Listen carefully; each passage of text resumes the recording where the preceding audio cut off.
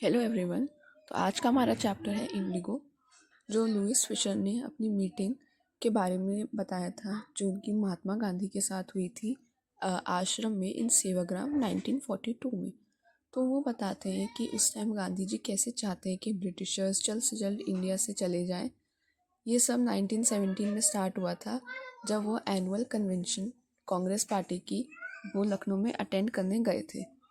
इस इवेंट में जो फार्मर राजकुमार शुक्ला थे, उनके पास आए हेल्प मांगने के लिए, और वो चाहते थे कि गांधी जी उनको और उनके फार्मर्स को हेल्प करें। जो भी उनके साथ इनजस्टिस बिहार में जितने भी फार्मर्स हैं उनको फेस करनी पड़ रही है, तो वो चाहते थे इस चीज़ में गांधी जी उनकी हेल्प करें।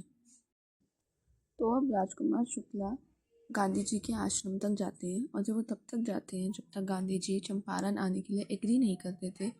और वो डिसाइडेड था कि राजकुमार शुक्ला गांधी जी को चंपारण से कलकत्ता लेके जाएंगे।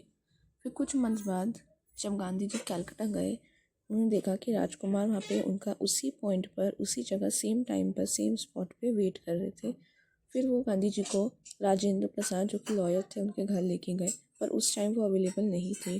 तो गांधी जी ने डिसाइड किया कि वो मुजफ्फ़रपुर जाएंगे।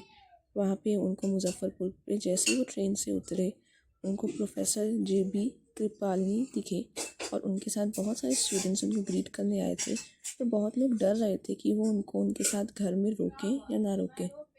पर जो प्रोफेसर मलकानी थे स्कूल के, उन्होंने उनको गांधी जी को अपने घर पे 2 दिन के रुकने के लिए बोल दिया।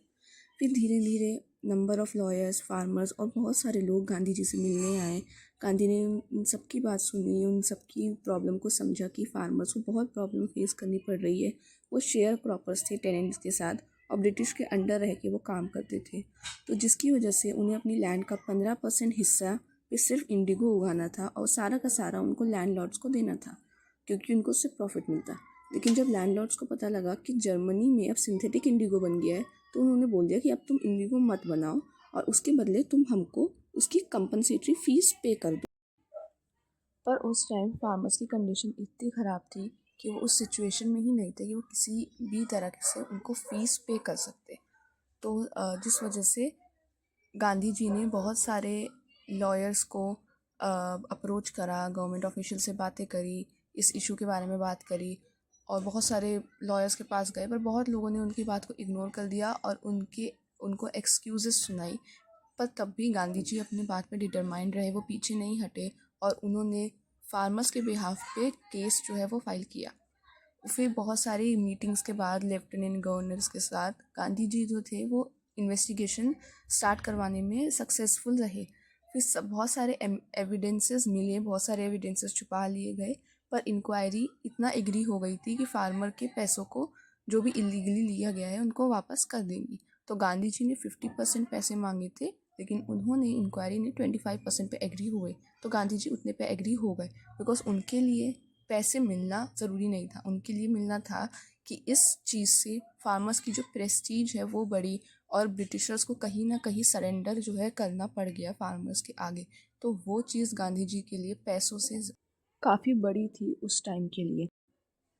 अब इस इवेंट का आउटकम ये था कि जो फार्मर्स इतने टाइम से बहुत डर के रह रहे थे, सबकी बात सुन लेते थे, अब वो थोड़े सेल्फ रिलायंस हुए, उनमें करेज आई। और गांधी जी जो थे वो पॉलिटिक्स में नहीं ध्यान देते थे, वो उन पॉलिटिक्स के लिए लॉयल नहीं थे, वो लोगों के लिए लॉयल थे, मतलब ह्यूमन बींग्स के लिए, ह्यूमैनिटी के लिए। इसके साथ साथ उन्होंने और भी बहुत सारी चीज़ें करी लोगों की लाइफ को इम्प्रूव करने की। उन्होंने स्कूल्स चालू करवाए, हेल्थ और सैनिटेशन कैंपेन्स कराए, ताकि जो चंपारण के लोग हैं वो पॉवर्टी से, मिजरी से निकले। उनकी वाइफ ने भी और उनके डिसिप्लिन्स ने भी बहुत हेल्प करी चंपारण के लोगों की लाइफ को अच्छा करने के लिए। तो ये था हमारा चैप्टर इंडिगो क्लास 12th का। If you like this video please like and subscribe. Thank you for watching.